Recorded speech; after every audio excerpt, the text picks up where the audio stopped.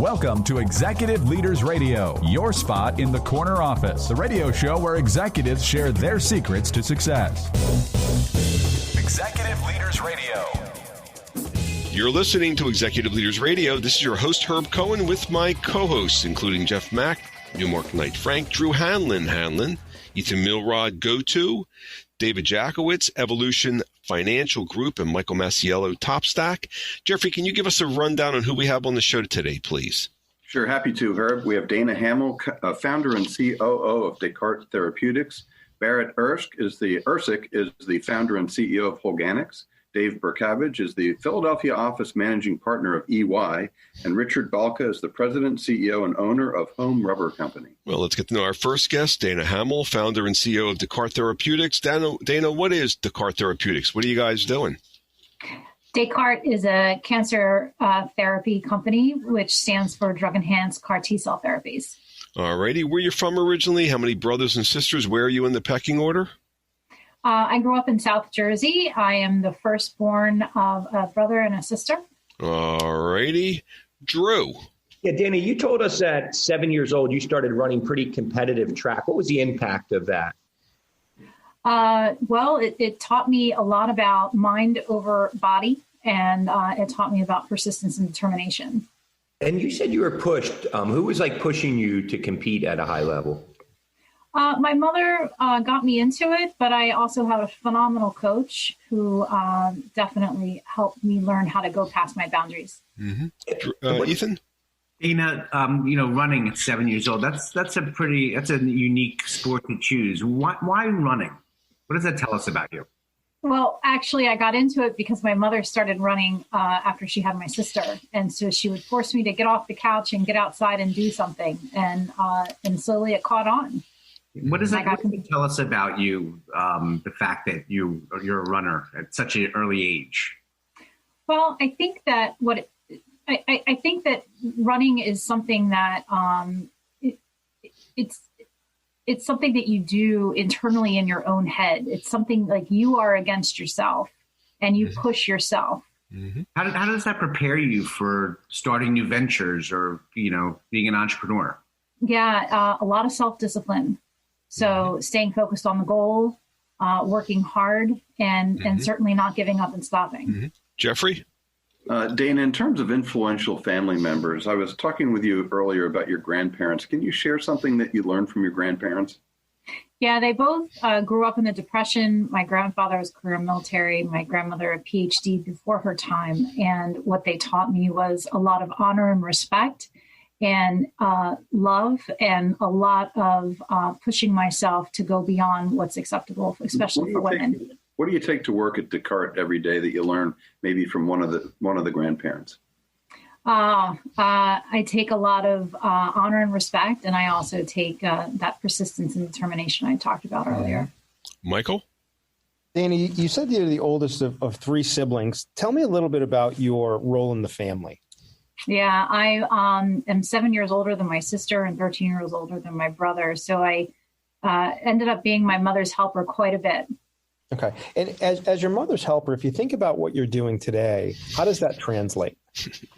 I think it translates into ensuring we have a very well-oiled machine. We have a lot to do together, and we help each other out to get there. Yeah. Mm-hmm. And as a nurturer in the family, as a helper, can you see a parallel between that and what you're doing in terms of the therapies you're going after?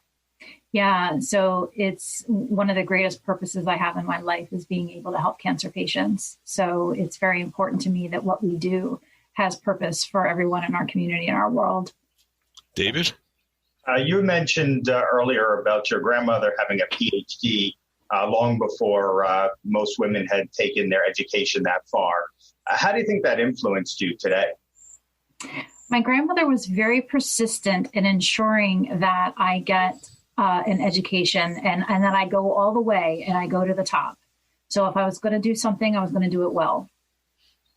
What's that have to do with who you are nowadays? Well, I strive for the absolute best in everything that I do. I'm a self-driven perfectionist sometimes, but I do work very hard. I understand a number of years ago you had some sort of a rather debilitating and terrible situation occur. You want to tell us a little bit about that? Yeah, in 2000, I was diagnosed with a very severe case of Guillain-Barré syndrome, which paralyzed me from my toes to my eyelids. I was told I'd never walk again. I'd spend the rest of my life in a wheelchair. And 4 years later, I ran my first marathon. And I've been doing marathons and triathlons since. Wait. Slowly, though. Hold on for a second, though. So you were paralyzed and you were told you ain't walking again. And 4 years later, you're running triathlons? Yes. How? Yes. Persistence. I just refused to believe that I couldn't do it. And I kept pushing through. And it took a long time. It was hard. It was very hard and depressing sometimes, but you just don't give up. How did that shift you? How'd that shift you after as opposed to before? It shifted me in that, the greatest things in life aren't necessarily achievable overnight. It takes a lot of hard work and not giving up, on your goals. It sounds to me like you struck a balance in the second part of your life as opposed to the first where you were pushing yourself to do it fast. The second part taught you sometimes you're better off doing it slow. Am I reading things correctly? Yes, you are.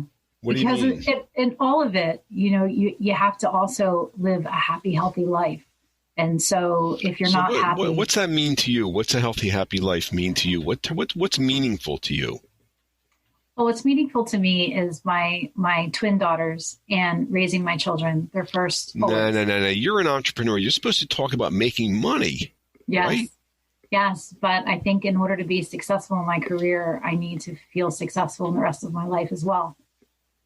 What do you mean? When you participated in that first event after being, paralyzed in a wheelchair and you got to the finish line, what did that feel like?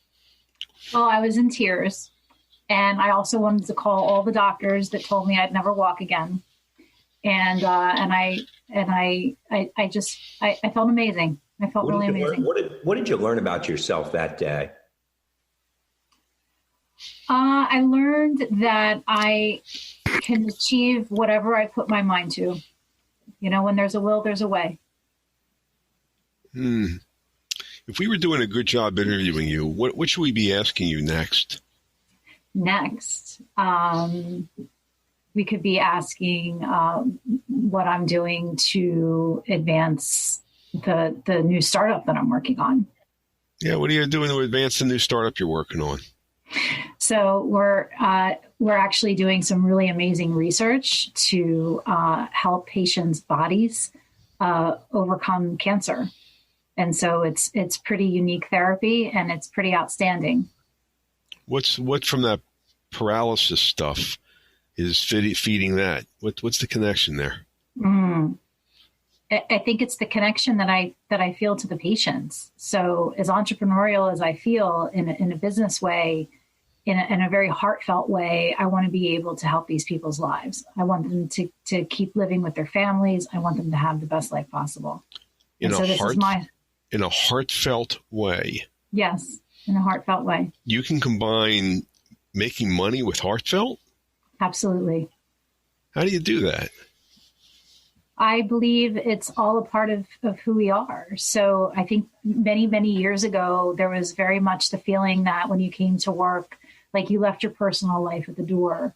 And I don't think that's realistic. I think what's real is that as parents and husbands and wives, as family members, we go to work. It's all who we are.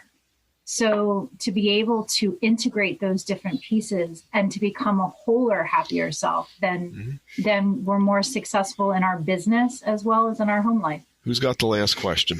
Dana, what have you learned from your 12-year-old twin daughters? That I'm not as good as a negotiator and mediator that I thought I was.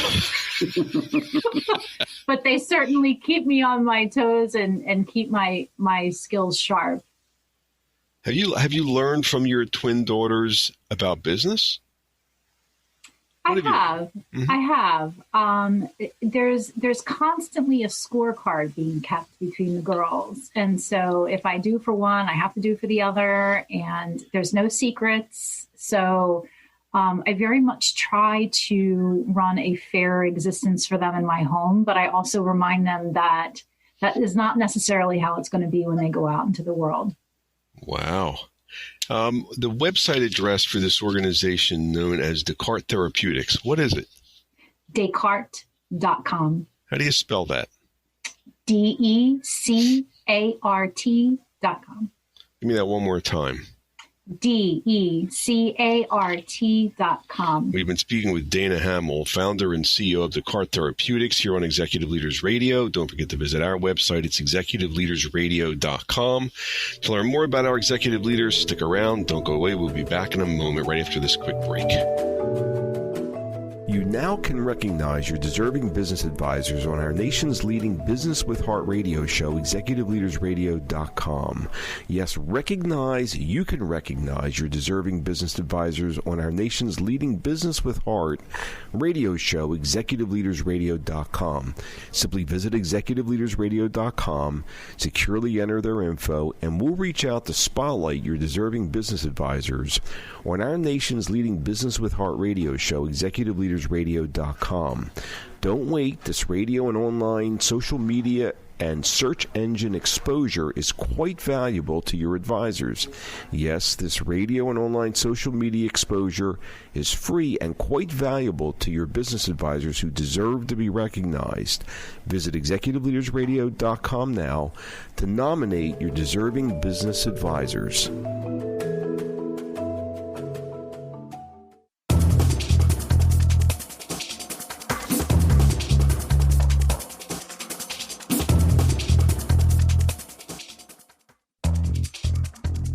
We're back. You're listening to Executive Leaders Radio. This is your host, Herb Cohen. We'd like to introduce Barrett Ersek, who's the founder and CEO of an organization known as Holganix. What is Holganix? What are you guys doing? We manufacture and distribute microbial-based organic fertilizers to large fertilizer users, lawn care companies, golf courses, farmers. We help them improve soil health, plant health, and reduce their environmental impact. And let's see here. How where are you from originally? How many brothers and sisters do you have? Yeah. Suburb of Philadelphia. I'm the youngest of four. So how'd you get involved with this business? Well, I've been in fertilizer my whole life. You started off at True Green Lawn Care Company when I was 12 years old, doing telemarketing, cold calling people, asking them if we could come and do an estimate for their lawn service. So I did that through high school till I was about 17 when I went to a Tony Robbins seminar and did the whole firewalking thing and set a goal to start my own company and came home from that seminar and quit my job and started my own fertilizing company. True. What True Green did. What is hustling at 12 years old on the phones? What does that teach you? Well, it taught me to not fear rejection. Taught me the nuances of helping people solve problems and overcoming objections. It also taught me to make money at a very early age and how much freedom that could give me, because I made a significant amount of money for a 12-year-old and realized I could do anything I wanted as long as I was able to, create that cash flow. What do you still bring to work every day from that experience? I think I bring to work is no matter what we're doing, whether we're trying to get a new customer, whether we're trying to deal with an investor or a bank or a partner, is everything is just person to person. And if you can understand what somebody else's goals are and help them realize their goals and tie that to your goals, then you can get just about anything done. Ethan? Barrett, you started at 12 with True Green, and you stayed really in that line of work forever. What does that tell us about you? Why the business that you were in? Yeah, well, so started at True Green because they were the only ones that would hire me.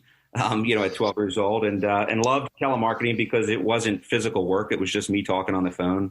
But when I was 17, I figured I'd start my own company. It was going to be a part-time gig while I went to college. I went to college for 3 weeks, and next thing you know, my high school sweetheart's pregnant, and now this business has got to be a real deal to support a family. I think you said that you really like selling. I do. I love selling. I'm a salesman at heart, so I'm a green thumb guy today, but I wasn't born a green thumb guy. I was just into sales but knew how to sell fertilizer better than anything else. David? So tell us from 8 to 14, what were you doing? Yeah, 8 to 14. I mean, I was a bit of a free ranger. My brothers and sisters were 7, 8, and 9 years older than I was. And so I didn't have a whole lot of supervision. My parents gave me a lot of freedom. And so I had lots of fun, wandered around, organized groups of kids. I was always kind of the leader of organizing our next adventure. But starting at 12, I was working, doing that True Green thing. What kind of adventures were you leading with these other kids in the neighborhood and from school? What are you talking about? Oh, anything from, we'd go out, ride our bicycles. We started to get into motorcycles really early, and we'd ride them as far as we could and create trails and that type of thing. What was your role with the other kids with the motorcycles? Yeah, I was always kind of the leader of the group and helping organize whatever we were doing. But also, really? What's that have to do with building a business? Is there any connection there? That personality trait? Absolutely. You want to recruit people to get excited about the mission you're on and help organize them and lead them. Just wanted to make sure I understood. Michael? You had said you were the youngest of 4. Tell us a little bit about the family dynamic. Yeah, so I got my 2 sisters are 8, 9 years older than I am. My brother's 7 years older than I am. So my parents had them, kind of 1, 2, 3. And then I came along as an accident, after they thought they were done. And my sister, though, was deaf. And so that was always a major focus of my family, is dealing with her, her deafness and how to, make sure that she had everything she needed. And It was a lot of focus on that. Okay. As the youngest of 4, and your sister had needs, it's almost like you're an only child in some ways, when we had talked about that. You've got to be scrappy if you think about what you did with True Green. Do you think that scrappy nature ties into who you are today and what you've done? Yeah, absolutely. I mean, being an entrepreneur is not easy. There's a lot of tough days, a lot of times when you just want to give up, but you just learn to keep going, and you learn to look at everything in life that brings you as a gift, even if it seems like it's a challenge or a hassle. Okay. You look at those things as gifts so you can overcome them. You would you talked about your grandfather and his influence. Tell us a little bit about that. Yeah, my grandfather's a Hungarian immigrant, became a life insurance salesman, and was really into self-help books, Win Friends and Influence People, Think and Grow Rich, Psycho-Cybernetics, you name it. And so at a very early age, he used to pay me $50 to read those books and write a 1-page report.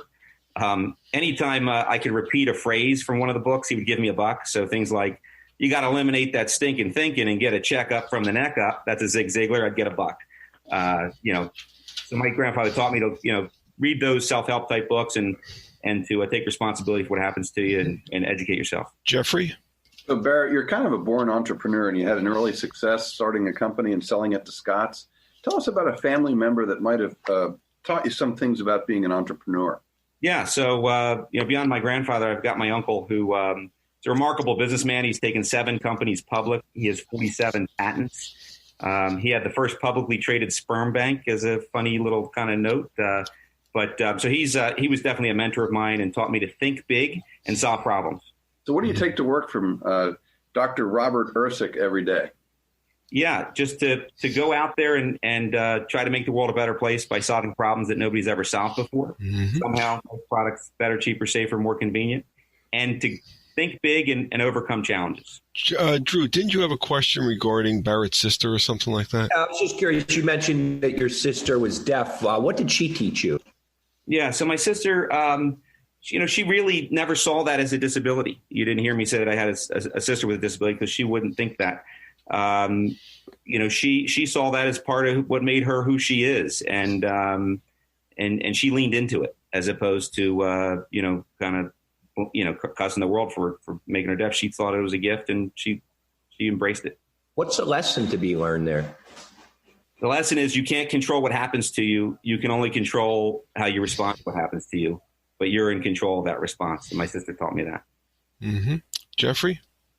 So what are you most proud of, Barrett, that you've created in your life and you've accomplished? Yeah, well, I've been married 30 years in a row to the same lady, so I'm really proud of that. I've got 4 kids that are just all awesome and finding How has your wife supported your business career? Well, very early on, we were both kids, getting married and supporting it, creating a family ourselves, and she was our bookkeeper. She did whatever I needed her to do behind the scenes to make it happen. She also never once struggled with any of the risk taking that I took. And, every day I go to work, everything we do is, big risk, and, we could have to start over at any point. She always supported me in that. When you walk in the front door, who's the CEO at home? Well, so I like to say I wear the pants in the family, but she tells me which ones to put on every day. Uh-huh. I've got Barrett. Earlier, we spoke about you've been involved with EO, which is the Entrepreneurs Organization. Why'd you get involved with a group of other CEOs? I thought, you're the CEO. What do you need them for? Yeah, so it goes back to my grandfather, and he would tell me a wise man learns from his experience, but a super wise man learns from the experience of others. And keep in mind, I started that company in high school, and I didn't go to college beyond those 3 weeks. So I always kind of doubted whether or not I was really doing this right. Was I really an appropriate businessman? And I wanted to learn from others who had already been there and learn from others' experiences. And so EO seemed like a perfect platform to do that. And I've been there for 20 years, and it's been awesome. Two last questions. One, I understand you're doing some innovation consulting. And two, how do you give back? What's the give back looking like here? Yeah, so I love to do innovation consulting because I love to help other business owners think about their industry bottlenecks and how to solve them and how to get leverage and grow their companies and realize their mission through innovation. I use those exact same innovation tools as I've built and sold these companies over the years, and I got to Holganix using those innovation tools. So that whole innovation piece of my background is really key in me running my day job, but it's also my golf game. It's what I do for fun with other entrepreneurs. Mm-hmm. And then Herb, as far as giving back goes, our mission, a long time ago, I had an entrepreneur from EO tell me, he says, it's not about scaling revenue. Mm-hmm. It's about scaling impact. Mm-hmm. And so, through that, we came up with. All right. We're running out of time. And the website address is? Holganix.com, Holganix.com. We've been speaking with Barrett Ersek, founder and CEO of Holganix, here on Executive Leaders Radio. Back in a moment, right after this quick break. Don't go away.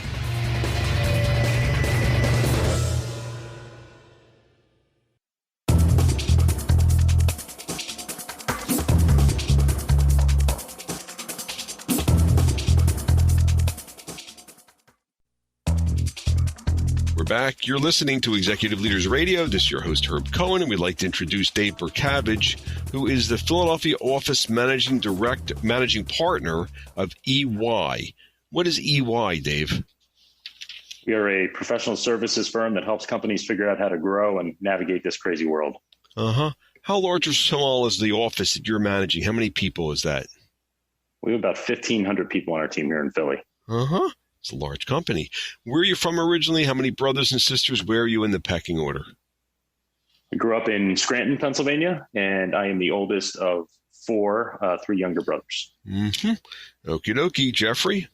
So, Dave, we were talking in the green room that your first job was caddying. I'm really curious. What did you learn from the golfers that you were caddying with, and good and bad? Learned a lot. People's personality comes out in a minute on the golf course. So you learn a lot about that, but also learned how to talk to people older than me, how CEOs and other business leaders relate to each other and talk to each other. Learned how to figure out when to open my mouth and when to keep it closed. And what did you observe there that you take into your professional life as running this organization? I think the big thing is listening to business leaders talk. So much of it was not about what was their business. So much of it was just about them getting to know each other and building relationships. A big deal in our business, and something I learned from that experience. Mm-hmm. Ethan? Dave, I think you said earlier that there was, as a caddy, there were two things. You either kind of hung back or you listened in. When you were leaning in, can you remember any real good tidbits that you heard that you still use today from the people that you were caddying for? Yeah, I mean, I think the one that stands out is the person who everybody thought was a great guy that after the first bad thing happened to him, you catch the rest of the group saying, "What's with him? I thought he was a good guy, but how could he be a good guy when he was slamming the club after the first bad thing happened?" So those little tidbits stay with you. So how does it stay with you? What did it teach you? And how does that show up for you today? It just teaches you that you need to make an effort to get to know people. And a lot of times observing not maybe what happens in the meeting, but what happens before it or after, or how they treat the person on the way in is a big deal. Mm-hmm. David? Dave, you mentioned growing up you played a variety of sports. What were they? I played basketball, soccer, golf. So you mentioned that golf was your favorite, mostly because of the independence. What is that? What I'm trying to figure out is, what does that have to do with you managing 1,500 people today? Well, there's an element of golf that it's always on your shoulders. It's you and the course. And so we got a great team, and there's lots of times when it isn't that, but there are those moments where you have to gulp and say, all right, this is a decision I have to make. And that certainly relates directly to how you feel sometimes on the golf course. Mm-hmm. Michael? Hey, you're the oldest of 4 siblings. What's the age difference between you and your younger siblings? We're packed in there pretty good. We have 4 of us within 3.5 years, including a set of identical twins at the end there. So with 4 kids within 3.5 years, kind of a packed house, what did you learn about negotiation and leadership by being the oldest of 4 so close in age? Well, you weren't always getting your way all the time. There was a sense of consensus building and negotiating that you had to figure out pretty early. You also had to, if you wanted seconds of dinner, you had to make sure you eat quickly so that you could get there in time. Yeah. If you think about what you do today, leading such a large team, how does the lessons learned growing up, how does that impact how you lead today? I think the consensus building is a huge thing, knowing that you're the office managing partner, but we are a partnership, and there's lots of partners in our office and lots of team members. And so there's an element of trying to set the direction, but also doing it through building some consensus and trying to have people on the same page with you that goes right back to the kitchen table in our house. So you don't just go in and tell everyone what to do and they just automatically do it? Don't and couldn't. Okay. Drew? Yeah, I'm just curious what your teammates and friends of the past would tell us about you. That I'm always looking for a conversation. I think going all the way back to being a young guy, just always wanting to talk to people, understand where they're coming from, know who they are. And so always looking for a conversation. And how did always looking for a conversation at a young age impact you today?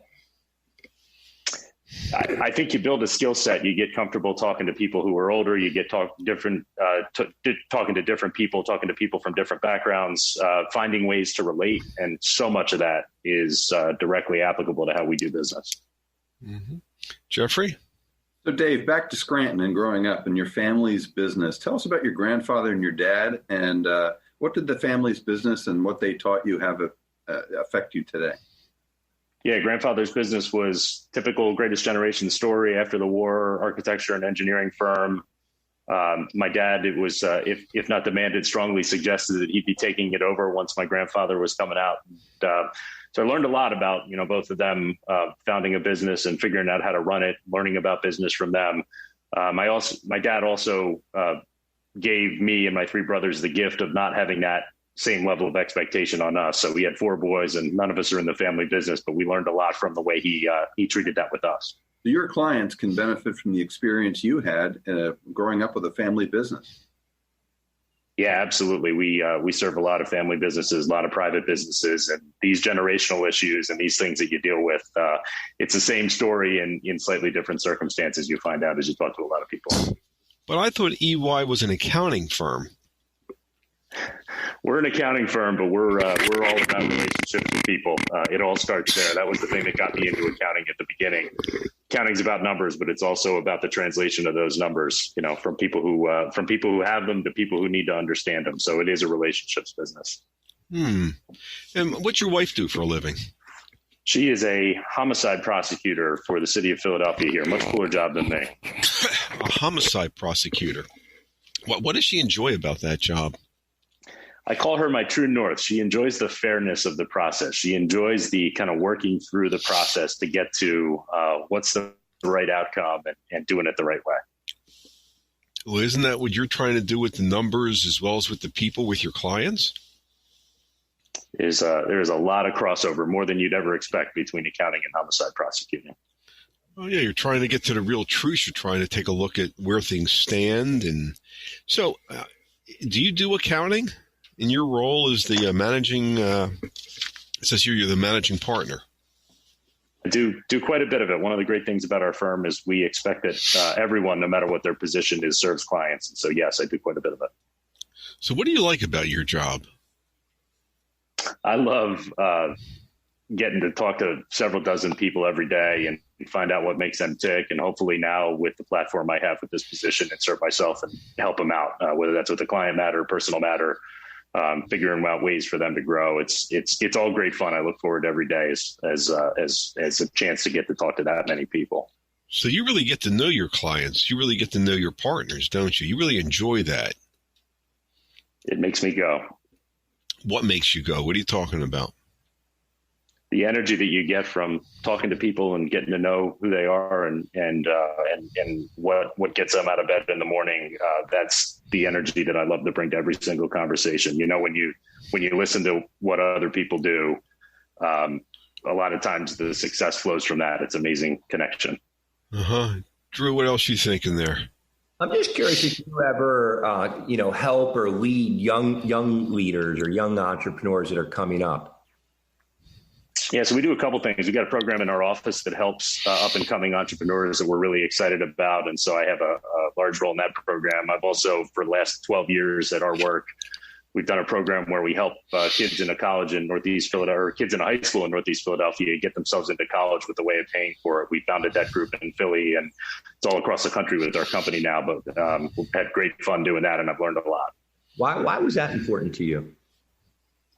You know, I'm a product of 19 years of Catholic education, and one of the things that gets drilled into you is to those to whom much has been given, much is expected. And it's a great way to use our platform as a company and what we do and all of our team members to give something back and, to hopefully be a part of somebody else's journey.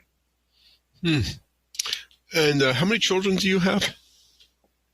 I've got two, 3.5-year-old, 1.5-year-old, and then we've got another one on the way. What are you learning in the midst of being a dad that has anything to do with you building this firm with 1,500 people reporting to you? It's all humility. You think you understand humility until you have kids, and then you have kids and you understand a different kind of humility. And I think the more that you show humility as a leader, the more you show humility in the way you make decisions, the more you get people behind you, and the better we do it together. How about that? So this organization known as EY, you're the Philadelphia office managing partner. What's the website address of EY? Super simple, EY.com. We've been speaking with Dave Burkavage, Philadelphia office managing partner of EY here on Executive Leaders Radio. Don't forget to visit our website, executiveleadersradio.com, to learn more about our executive leaders. We'll be back in a moment right after this quick break. Don't go away. Recognize your deserving business advisors on our nation's leading Business with Heart radio show, Executive Leaders Radio. Yes, you can recognize your deserving business advisors on our nation's leading Business with Heart radio show, executiveleadersradio.com. Simply visit executiveleadersradio.com, securely enter their info, and we'll reach out to spotlight your deserving business advisors on our nation's leading Business with Heart radio show, executiveleadersradio.com. Don't wait. This radio and online social media and search engine exposure is quite valuable.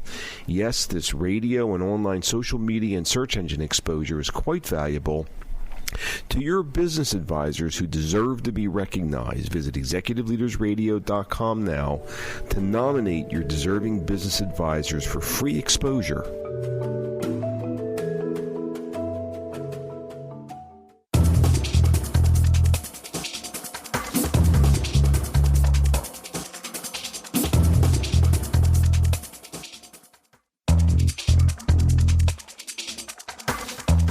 Back. You're listening to Executive Leaders Radio. This is your host, Herb Cohen. We'd like to introduce Richard Balka, President, CEO, and owner of Home Rubber Company. Richard, what is Home Rubber Company?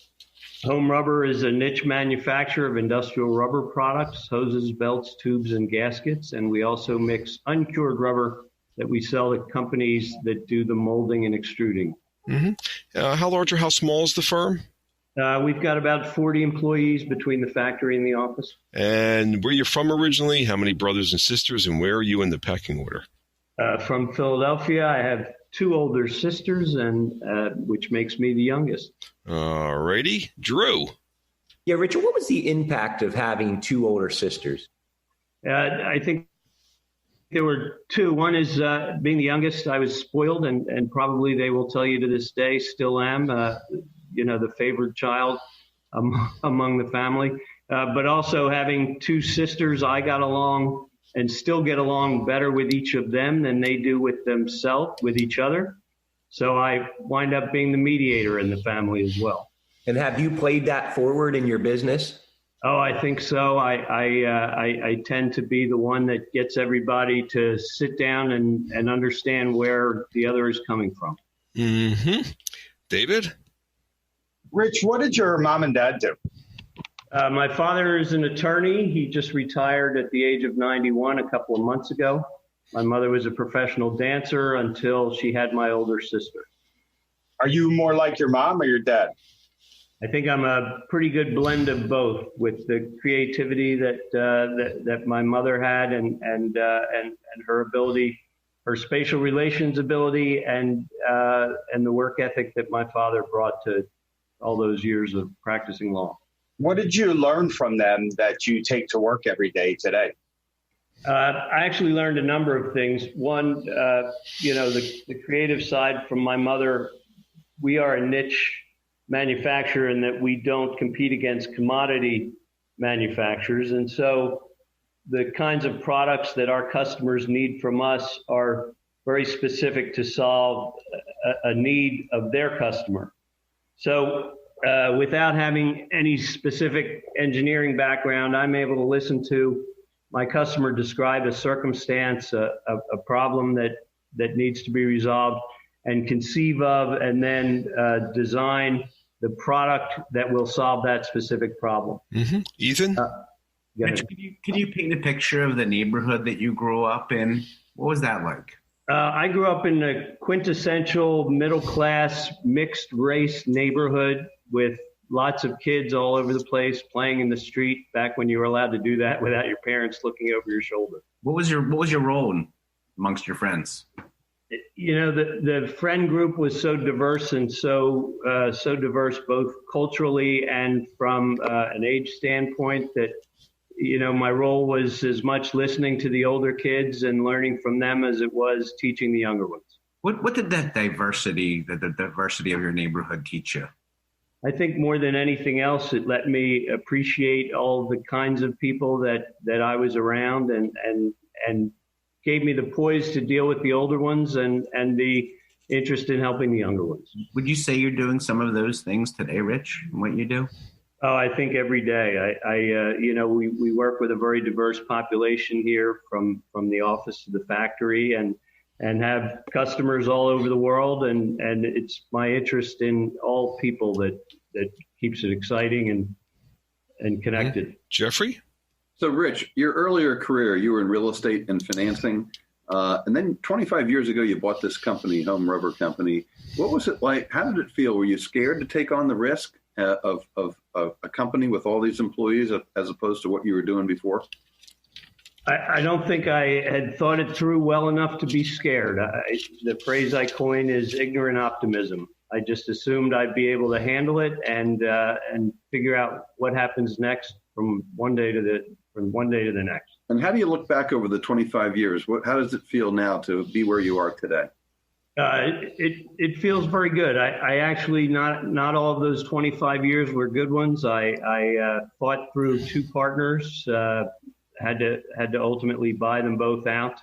But now I'm at a point where the business is shaped the way I want it to be shaped. The employees have earned a level of respect that they didn't have when I had partners, and the business is doing very well. Mm-hmm. Michael?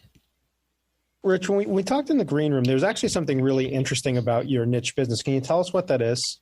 Well, among other things, we export uncured rubber to China, and to Mexico, actually, which makes us fairly unique among American companies of our size. Yeah, you wouldn't have thought that. Obviously, to do what you do, it takes a lot of mental toughness and grit. Where did that come from? All my life, I have been involved in as many sports as I could possibly get in trouble with. Yeah. What was your role on some of these teams? I captained 3 different sports in high school. Wow, that's impressive. If you think about that early leadership that you had, Rich, how does that translate to what you're doing today? I think, first of all, any sport is great training for what comes next in life. the early leadership pieces, I think, again, it's if you have an interest in the people you're around, you're interested in mentoring them and making them better, which obviously lifts your own position if you're on a team as well. Okay, great. So I just heard something that was interesting. I thought that, growing up the chosen one in the family, it doesn't sound like that's really who you feel like nowadays. It seems to me that you're more about listening to everybody and appreciating everybody and not dominating, as opposed to, am I correct about that? Yeah, leadership is, in my opinion, it's not about dominating, but appreciating those that you're working with and helping them get to where you need them to be or where you want them to be. Tell me a little bit more about that. What's your thought about that? You're running a rubber company. What's that have to do with people and your philosophy about people? Well, first of all, running any company, you've got people on your team and you've got customers. And if you don't appreciate your customers, you're not going to have them for very long, regardless of what it takes you to do to show that appreciation for them. Mm-hmm. It's funny. I was thinking this morning, if I were in your shoes, I might ask my interviewees, are you a Bezos or a Schindler? I mean, not your employees, your interviewees. What's the answer? I think I would definitely be a Schindler. Why? Being the top dog on the money tree is not as important to me as running a good company and enjoying what I do in my life while I'm doing it. Richard, being the golden child, right, doesn't really translate over to the wrestling mat too well. So I'm curious of your experience stepping out on the wrestling mat. What was that like, and what did that teach you about life? Wrestling is, to me, one of the most amazing sports out there. When I wrestled, it was, first of all, an opportunity to be in the best shape of my life. It involves every part of your body, every muscle, in ways that you had no idea you could be exhausted. And at the same time, if you're a good wrestler, if you've been doing this for a long time, it's a lot like a martial art. There's dance, there's movement, there's using your opponent's body weight to beat your opponent, and it's anticipation of what's going on, both with your opponent and with yourself. Are those good life lessons too, you think? Absolutely. The ability to keep going when you feel like you're going to drop, the ability to get other people physically and mentally to do what you need them to do in order to accomplish what you're trying to accomplish. In the case of wrestling, to win. Mm-hmm. What's Dad, being 91 and an attorney and just retiring, what's that have to do with who you are? There's always been an incredible work ethic in my family, and I see it obviously in my sisters as well, despite the fact that one is an academic and the other one works in the nonprofit world. All of us work tirelessly at what we do, and at the same time, we all enjoy having fun when we're not working. Mm-hmm. It also sounds to me like, though, that the goal for you is not necessarily money. It's really making sure that you're in an environment that you can help shape and that feels right. Yeah, I think that's true. And also something I picked up from my parents, remembering years ago when all of the pro bono work that my father would do with gotcha. What is the website address for Home Rubber Company? HomeRubber.com. We've been speaking with Richard Balka, President, CEO, and owner of Home Rubber Company here on Executive Leaders Radio. Jeffrey, can you give us a quick rundown? This has been a great show. Dana Hammill, founder and COO, DeCart Therapeutics. Barrett Ersek, founder and CEO of Holganix.